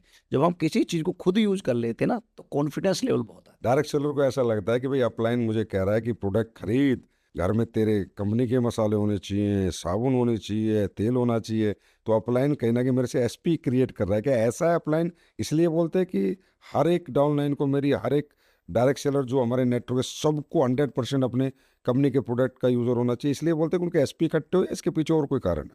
नहीं सर, एसपी तो बाहर से बेच के इकट्ठे हो सकते हैं, लेकिन हम अपनी कंपनी के प्रोडक्ट यूज करते हैं तो उनकी हमें पता है, उनकी गुणवत्ता के बारे में पता है। हमारी सेहत के कुछ प्रोडक्ट हैं, बाहर कोई क्या मिला के दे रहा है हमें क्या पता, लेकिन हमारी कंपनी का प्रोडक्ट है, हमें पता है ना। जैसे हम राइस ब्रेन ऑयल है, हम खाना बनाते हैं उससे, या मसाले हम अपने डालते हैं, साबुन से हम अपने से नहाते हैं, पेस्ट करते हैं, तो ये बाहर से भी तो लाना ही पड़ेगा, वहाँ भी तो पैसा देना ही है। थोड़ा सस्ता मिलेगा वो। सर थोड़ा सस्ता मिल सकता है, क्वालिटी कैसी मिलेगी ये कैसे पता लगेगा? हमें अपनी क्वालिटी पे भरोसा है। दूसरा ये है कि जब हम ही उस प्रोडक्ट को यूज नहीं कर रहे तो आप मार्केट में काम कैसे करोगे? आप खुद उसके यूजर नहीं है और उसे बेचने जा रहे हैं आप। कोई आदमी आपके घर कल आ गया और उसने चेक कर लिया कि भाई तुम तो खुद ही यूज नहीं करते, तो आपसे साथ आएगा या आपसे नाराज होगा? वही वाली बात हो जाएगी कि ये तो चिपकाने वाले लोग हैं, चिपकाने वाला क्योंकि अगर प्रोडक्ट में जान होती तो इसके घर में रखो। खुद भी यूज करता। सही बात। इसमें मतलब अपलाइन जो लोगों को गाइड कर रहा है कि भाई तुम्हारे घर में कंपनी के 100% प्रोडक्ट के तुम यूजर होने चाहिए, उसमें अपलाइन का ध्येय एसपी का नहीं है, अपलाइन का ध्येय कॉन्फिडेंस का है कि उसे कॉन्फिडेंस रहे और उसे लगे कि हाँ भाई मैं यूज़ कर रहा हूँ, और वो जब किसी को यूज़ कराए तो उसके अंदर एक अलग ही चार्म दिखे। बिल्कुल बिल्कुल सर, अपने प्रोडक्ट यूज करके जब हम कुछ चीज़ों को यूज करते हैं तो कॉन्फिडेंस लेवल बहुत आता है और गारंटी के साथ, कॉन्फिडेंस के साथ सामने वाले से कह सकते हैं ये प्रोडक्ट ऐसा है। अच्छा रामबी सर, इस इंडस्ट्री के बारे में एक बात है कि यहाँ लोग आते हैं, बहुत मोटिवेट होते हैं, कोई महीना टिकता है, कोई 2 महीना टिकता है, कोई 3 महीना टिकता है, कोई 4 महीना टिकता है, इवन 6-6 8-8 महीने बाद भी लोग छोड़ जाते हैं। ये कहते हैं यहाँ सक्सेस का रेशो बहुत कम है, लाखों में तादाद में लोग ज्वाइन होते हैं और हजारों में ही लोग सक्सेस होते हैं, कुछ ही हजार।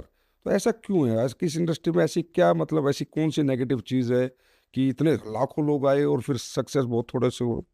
सर ये तो डायरेक्ट सेलिंग इंडस्ट्री है। मैं आपको डॉक्टर की जो सेलेक्ट होते हैं ना उसके बारे में थोड़ा बताना चाहूँगा। एक साल में 10 लाख बच्चे 90% से ऊपर मार्क्स लेकर के पास आउट होते हैं। और वैकेंसी कितनी है मेडिकल? कितने बच्चे? 10 लाख 90%? हर साल 90% से ऊपर वाले जो बच्चे डॉक्टर पीसीबी, हाँ फिजिक्स केमिस्ट्री बायोलॉजी वाले? हाँ जी।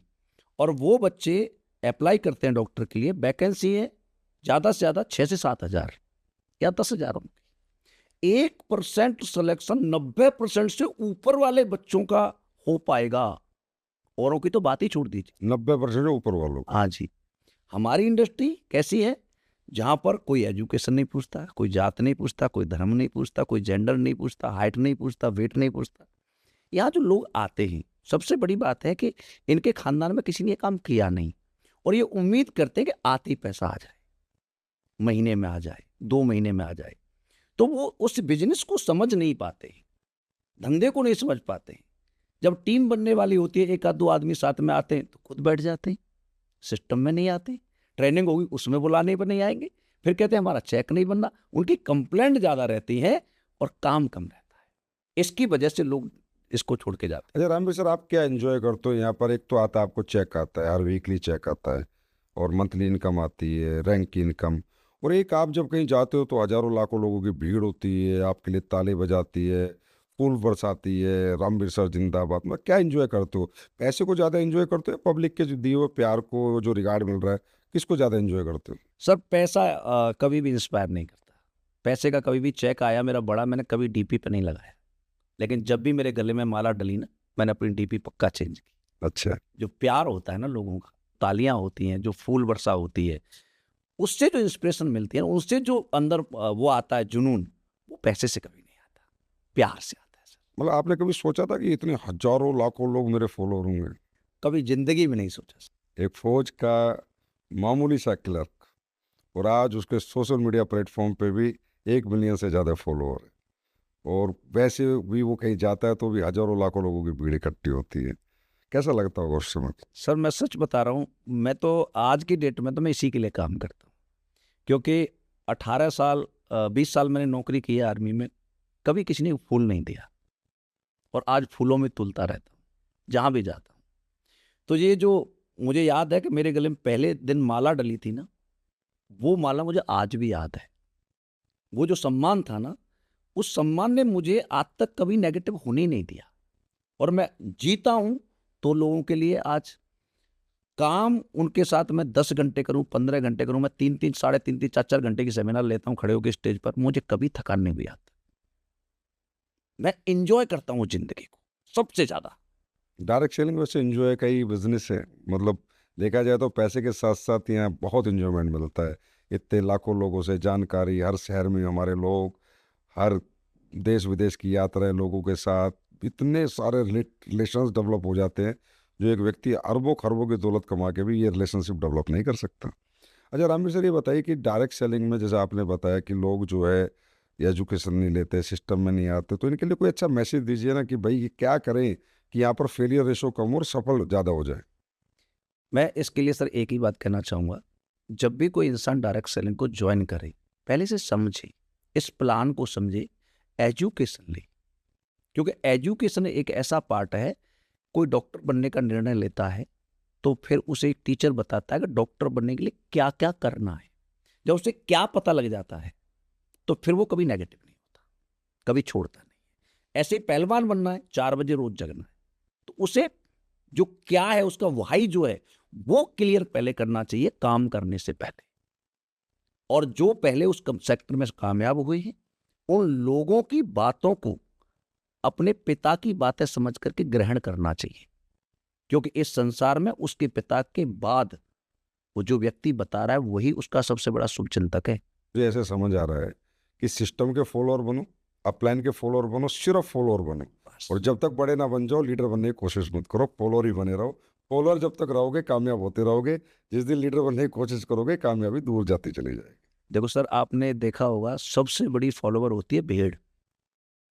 एक भेड़ कुएं में गिरती है और सारी भेड़ कुएं में गिर जाती है। आपने कभी भेड़ को रोड पर मरते हुए देखा है? मैंने नहीं देखा। फॉलोवर होती है सर, और फॉलोवर कभी मरता नहीं। रोड पर मरते हैं सबसे ज्यादा कुत्ते, क्योंकि दिमाग बहुत लगा। सही बात। जो इस बिजनेस को छोड़ते हैं वो वही लोग होते हैं, जो दिमाग करूं न करूं, करूं न करूं, मर जाते हैं। अकेले जानवर पर कोई भी गाड़ी चढ़ा देता है, झुंड पर कोई गाड़ी नहीं चढ़ाता। फॉलोवर बनना है। मैंने जीवन में कुछ नहीं किया, मैं कोई वक्ता नहीं हूं, कुछ नहीं हूं, मैंने केवल अपने अपलाइन को फॉलो किया, मैं यहाँ तक पहुंचा। अच्छा, एक और सवाल है मेरा, ये जो क्रॉस लाइनिंग होती है डायरेक्ट सेलिंग में, कि इसका बंदा छीन लो, इसका बंदा छीन लो, एक ही कंपनी में काम करते करते, अच्छा कई बार तो ऐसा भी करते हैं कि अपने राइट से लेग से अपने लेफ्ट में ले जाते हैं, अपने लेफ्ट से राइट में ले जाते हैं। ये एक हो गया। और एक है कि भाई एक नेटवर्क का बंदा उठा के एक ही कंपनी के दूसरे नेटवर्क में ले जाते हैं। तो आप इतने बड़े सीनियर लीडर हैं, इतने सालों का आपका एक्सपीरियंस है, आप क्या कहना चाहेंगे, कहाँ तक सही मानते हैं क्रॉस लाइनिंग को आप? सर ऐसा है कि ये लालच है और ये आता है सबके अंदर, मेरे अंदर भी आया था। शुरुआत में जब मैं काम कर रहा था तो हर इंसान को ना अपना फायदा देखता है और उसके हिसाब से करता है। मुझसे भी एक दो गलतियां हुई हैं, मैंने अब एक्सेप्ट करता हूँ। लेकिन जैसे जैसे मैं मैच्योर होता गया, जैसे जैसे मेरे अपलाइन मुझे बताते गए कि बेटा इस संसार में 142 करोड़ लोग हैं, किसी और का हक मत खाओ, अपनी मेहनत से कमाओगे वो आपका साथ देगा, किसी और का छीन के खाओगे वो पाप है और वो हमें नहीं करना चाहिए। बहुत सारे लोग करते हैं, अनमैच्योर लोग करते हैं। जो सही लीडर होगा, सही अपलाइन के डायरेक्शन में ढला होगा, वो कभी भी क्रॉस लाइनिंग नहीं करेगा। क्योंकि एक बंदे को लाओगे उससे क्या होगा, उससे सबसे बड़ी प्रॉब्लम क्या होती है कि वो बंदा काम करेगा नहीं करेगा पता नहीं, लेकिन बड़े लीडर्स में फ्रैक्शन पैदा कर, बिल्कुल सही बात, आंख नहीं मिला सकते, बहुत बड़ी बात। बड़े लीडर आपस में नजर नहीं मिला पाए, आप बताइए क्या जिंदगी है वो। हमें और काम कर सकते हैं और लोगों को ला सकते हैं, लेकिन किसी का हक नहीं खाना चाहिए। ये लालच ना है, इसके लिए क्या करना चाहिए?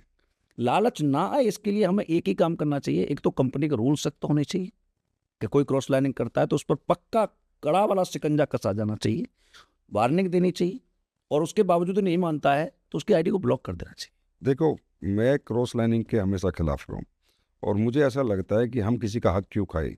हमारे अंदर खुद में दम होना चाहिए। दूसरे की मेहनत, दूसरे की थाली में परोसा हुआ भोजन मैं क्यों अपनी तरफ करूँ? उसने मेहनत करी, और कहीं ना कहीं मुझे तो लगा टर्मिनेशन ही कर देना चाहिए, बिल्कुल नहीं करना करना चाहिए, चाहिए। करना चाहिए। क्रॉस लाइनिंग मीन्स सीधा टर्मिनेशन। टर्मिनेशन। जिसने क्रॉस लाइनिंग करी उसे टर्मिनेट करो। और मुझे लगता है ऐसी कंपनी और ऐसे सिस्टम और ऐसे लीडर बड़े बनते हैं। सर आप देखिए ना, जब इतनी जनता है, आप अपने ही भाई के किसी बंदे को ले रहे हो, किसी दिन कोई मिलेगा तुमसे कहे भैया तुम मेरा बंदा ले ले, आप क्या कहोगे उससे? कैसे आप उसको फेस कर पाओगे? अरे दुनिया बच के बच्चे हैं, अपना कर्म करने जाओ, फील्ड में रहोगे, लोग मिलेंगे, काम करो उनके साथ। अच्छा, मैंने ये नहीं पूछा अभी तक आपसे कि ये आपने कितनी कारें खरीद ली हैं अभी तक यहाँ से? कार सर, मेरी शुरुआत तो मोटरसाइकिल से हुई थी, और अभी ऑडी मेरे पास है, ऑडी Q3, जैगवार मेरे पास है, और अभी एक बहुत जल्दी फॉर्चूनर लेने वाला हूँ, क्योंकि ये बड़ी कार जो है वो जमा हो जाती हैं तो फिर कई दिन में आती हैं, तो एक इंडिया वाली गाड़ी भी चाहिए। अच्छा, और आने वाले फ्यूचर में और लेंगे सर, बड़ी कार है। अब मतलब इतनी सारी कारों का लेते हो, तो जब जाते हो शोरूम पे, तो जैसे पहले तो सोचते थे बाइक लेने भी, अब तो कैसे जाते हो, बिंदास हो गए? अब कोई डर नहीं लगता सर। अच्छा, अब तो किसी भी कार पर हाथ रख दें तो उसे ऐसा फील होता है हाँ ले लेंगे, कितने भी पैसे में क्यों। तो सर ये 3 कारों का क्या करोगे आप? सर 3 कारों के लिए घर पे वाइफ रहती है सर, उसके लिए कार चाहिए। एक बच्चे स्कूल जाते हैं, बच्चा क्रिकेट खेलने जाता है तो उसको लाने जाने के लिए चाहिए, और एक आपको पता है 24 आवर्स मुझे फील्ड में चाहिए। घर में 3 आदमी और तीनों को एक एक कार, एक डायरेक्ट सेलर देने लायक बना, ये एक डायरेक्ट सेलिंग के लिए बहुत गर्व की बात है। जी सर, आज और ये हो पाया है, बिल्कुल डायरेक्ट सेलिंग की वजह से हो पा रहा है। अच्छा रामवीर सर, वैसे ये पूछना नहीं चाहिए कि कहते हैं ना किसी की उम्र और कमाई नहीं पूछनी चाहिए, लेकिन फिर भी डायरेक्ट सेलिंग आप कर रहे हो, लाखों करोड़ों डायरेक्ट सेलर ये पॉडकास्ट आपका देखेंगे तो अभी कितना एवरेज पड़ जाता है, कितना कमा लेते हो? सर आपको पता ही है, अभी क्राउन इन्वेस्टर हुआ है तो 5.25 करोड़ रुपए की 5 करोड़ 75 लाख रुपए मेरे पास आने, तो महीने का लगभग 50 लाख रुपए, तो वहाँ से 40 45 50 के आसपास आएगा हर महीने, और 2 आईडी पे कैपिंग है।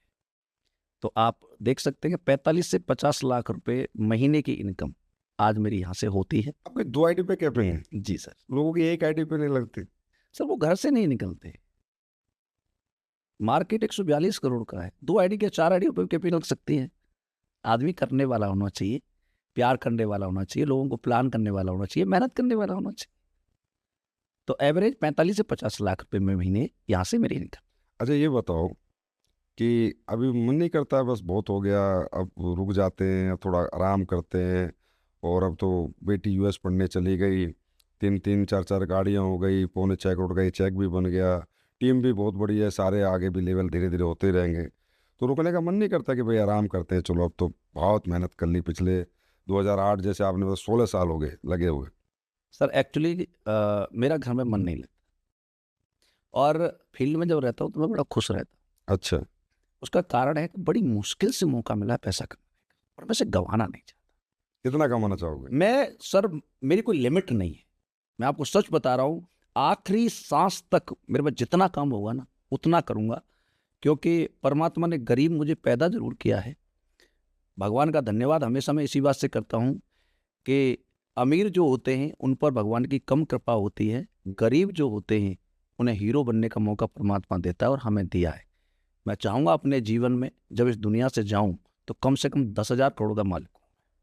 तो कैसे बनोगे 10,000 करोड़ के मालिक? आराम से सर, अभी देखो आपको पता है क्राउन इन्वेस्टर हुआ हूँ, अगले 1.5 से 2 साल में ब्रांड इन्वेस्टर हो जाऊंगा। अच्छा, 12.5 लाख का 12 करोड़ का चेक वो आएगा, उसके बाद 19वां लेवल 25 करोड़ का चेक उसका आना है, उससे अगला लेवल 50 करोड़ का चेक उसका आना है, तो 100 करोड़ 200 करोड़ 300 करोड़, और जब पैसा आता है तो पैसे को इन्वेस्ट भी करते हैं तो उससे भी पैसा आएगा। तो ऐसे करके मेरा जो लक्ष्य है, जाने से पहले 10,000 करोड़पति और 1,000 करोड़ रुपए मैं कमाना चाहता तो आप तो क्या नाम है, इस हिसाब से तो आपको कभी रेस्ट ही नहीं मिलेगा। हूं। रेस्ट ही तो है ये, लोगों को लगता है कि हम काम कर रहे हैं, मुझे तो मजा आता है इस काम को करने में। काम क्या अच्छा मेरे बताओ, लोगों से बात करना कोई काम है? मुझे तो मजा आता है उनके साथ। वैसे तो कोई काम नहीं है, पर लोग इसे बड़ा चढ़ा के मैं तो इतने दिन घर से बाहर था, ये था वो था। सर आप मुझे बताओ, जैगवार में बैठ के जाता हूँ, ऑडी में बैठ के जाता हूँ, गाने सुनते हुए जाता हूँ, ड्राइवर गाड़ी चला, सही है। उतरता हूँ, 4 5 10 बंदे वो किले के मिलते, फूलों की माला देते हैं, आराम से 5 स्टार होटल में जाता हूँ, रूम में जा करके फील आता है 5 स्टार में 7 स्टार में रह रहा हूँ। वहाँ जब कोई सेमिनार या ट्रेनिंग होनी होती है, पहले से ही बंदे होते हैं, लाइन लगी होती है, फूल बरसा रहे होते हैं, मुझे उनसे बात करने में तो ये काम लगता है, तो फिर परमात्मा और इससे अच्छा काम दे नहीं सकता। अच्छा रामवीर सर, मैं आपकी एक खूबी बताना चाहूँगा, सारी दुनिया इसे देखेगी। आपने इतनी बड़ी अचीवमेंट प्राप्त कर ली, लेकिन आज तक मैंने यहाँ अपने घमंड नाम की छोटी सी भी बात नहीं देखी कि भाई आपको छोटा सा भी और इतना सा भी मैंने नहीं देखा। मैंने देखा है जब भी आपको जो बताया जाता है वो आप 100% फॉलो करते हो। आधी रात अगर मैं 2 बजे फ़ोन कर दूँ कि कल सुबह 5 बजे आप यहाँ, तो वहाँ आ जाते हो। इतना बड़ा नेटवर्क बनाने के बाद, इतना बड़ा एम्पायर बनाने के बाद, इतना पैसे घमंड क्यों नहीं है आपको? सर किस बात का घमंड, और क्यों आना चाहिए? आदमी को पैसा जो होता है सर लाता है, लोगों के अंदर घमंड जरूर लाता है, रैंक भी उनके अंदर घमंड लाता है, लेकिन जिनके अंदर पैसा घमंड लिया और रैंक घमंड लिया है ना, वो कभी बड़े नहीं बन सकते, वो लोगों के दिलों में जगह नहीं बना सकते। पैसा जरूर कमा लिया है, लेकिन हमें तो आपने एक ही बात सिखाई है जिंदगी में कि बेटा अपलाइन जो बताता है उस काम को करना।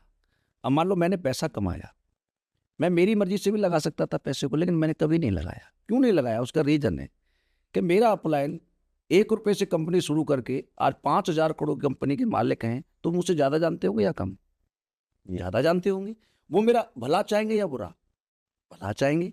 तो फिर मैं क्यों अपना दिमाग लगाऊं? जब और के दिमाग से मैं अरबपति बनना हूं, तो मैं अपना दिमाग क्यों डालूं उसमें?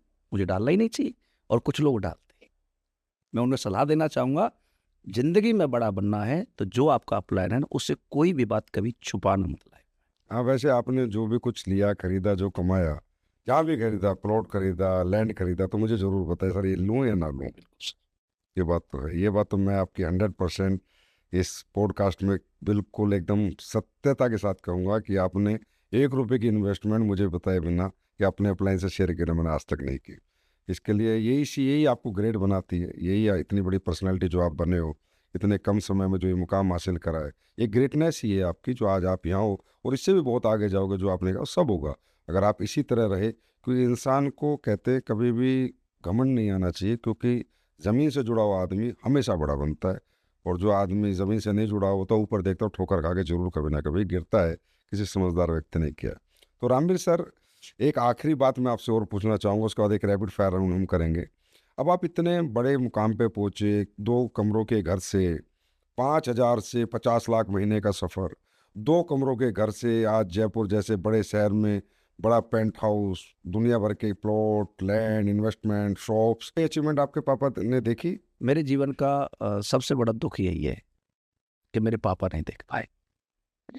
वो 2014 में फरवरी में एक्सपायर हो गए थे।